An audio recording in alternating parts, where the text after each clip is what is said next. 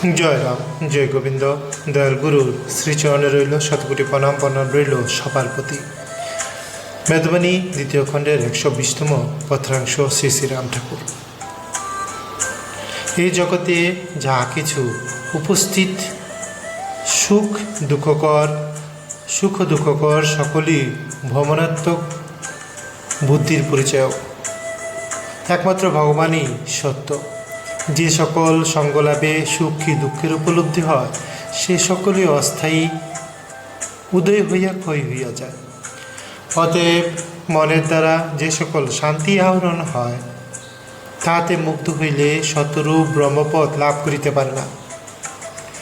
মনের যে কোনো অবস্থাই হোক না, সকল অবস্থায় সর্বদা ধৈর্য ধরিয়া প্রাণের শুদ্ধ প্রাণের সেবা করিয়া গেলে সনাতন নিত্য ধর্ম অধিষ্ঠান হইয়া মনকে এবং বুদ্ধিকে কুহকগণ বদ্ধ জ্বালাদি উপসর্গ মুক্ত করিয়া লয়।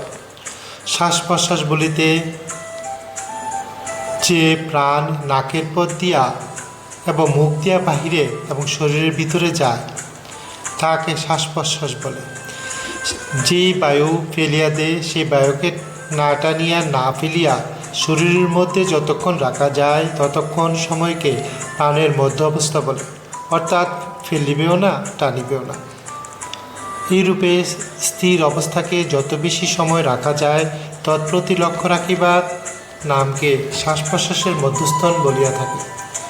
যে শ্বাস প্রশ্বাস আসে এবং যায়, তাকে আদি অন্তর্জগৎ বলে।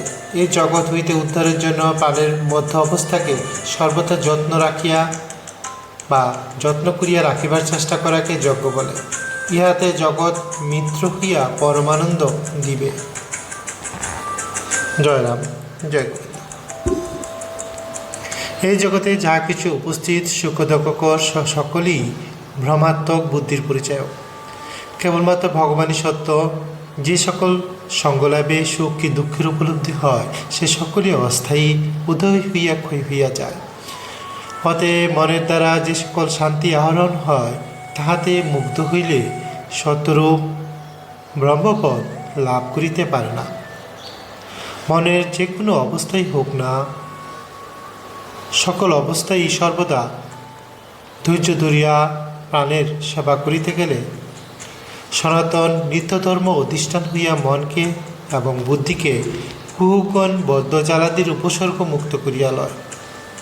শ্বাস প্রশ্বাস বলিতে যে প্রাণ নাকের পথ দিয়া এবং মুখ দিয়া বাহিরে এবং শরীরের ভিতরে যায়, তাকে শ্বাস প্রশ্বাস বলে।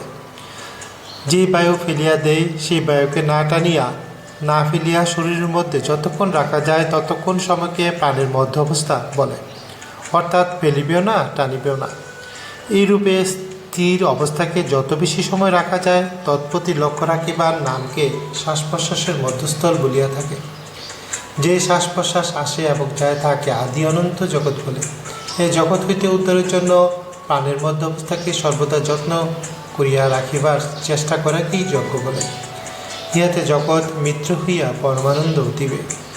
মেদবাণী দ্বিতীয় খণ্ডের 120তম পত্রাংশ শ্রী শ্রীরাম ঠাকুর। জয় রাম, জয় গোবিন্দ। গুরু কৃপায় কেবলম, গুরু কৃপা সবার উপর প্রসিদ্ধ হোক। গুরুর আশীর্বাদ জগৎ আলোকিত, গুরুর মহিমা জগৎব্যাপী প্রচার হোক। জয় রাম, জয় গোবিন্দ। সবাই ভালো থাকবেন। সর্বদা গুরুর কৃপা আপনাদের উপর বর্ষিত হতে থাকুক। সবার প্রতি অনুরোধ রইল আমাদের চ্যানেলটি লাইক, শেয়ার ও সাবস্ক্রাইব করার জন্য। জয় রাম, জয় গোবিন্দ। ধন্যবাদ সবাইকে।